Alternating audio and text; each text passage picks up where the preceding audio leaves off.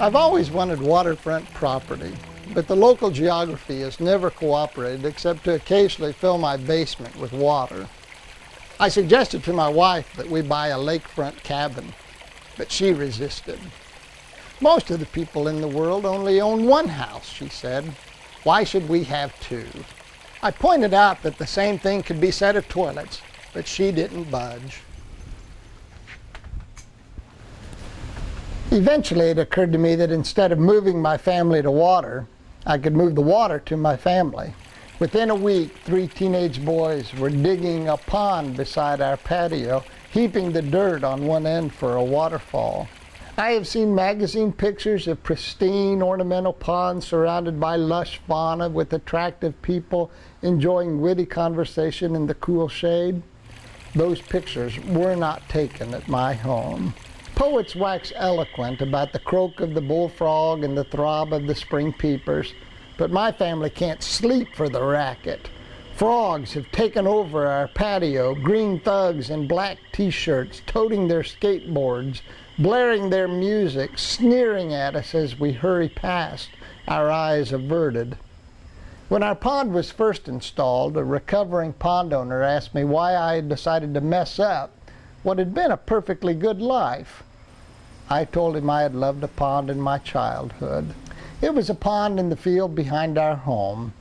It had begun life as a stream, then an ambitious neighbor with a bulldozer fashioned an earthen dam and the waters rose behind it, forming the arena for many of my childhood adventures. That pond played a central role in my adolescent yearnings, the stage for travel, bedlam, freedom and romance. There are things, houses, fields, lakes, which loom large in our childhood, though when visited in later years are diminished. That pond was once an ocean, but now can be cleared in 3 steps and a hop. I have no idea where that water went, just as I have no idea how my smooth skin and hair were lost.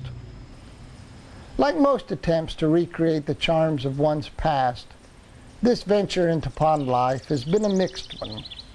The moments of transcendence few. The cast and crew who populate my speckled memories are now gone, a few of them dead, most of them dispersed across the country.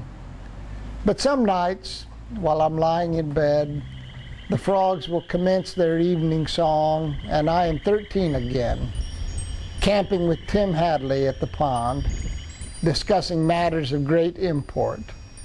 Methodist girls, cars, Baptist girls, hunting, Quaker girls. We were nothing if not ecumenical. Tim can no longer enjoy the pleasure of reminiscence. A drunken driver took his life in 1981. Sometimes, while sitting by my pond, I think of Tim and our pond life. I think of the wife he never married, the children he never had, and it occurs to me that while some things, houses, fields, lakes, diminish over time, other things, loss, grief, the heartbreak of lives cut short, do not. There is much good to recollect while seated by my pond, and much sorrow too, and sometimes they are one and the same.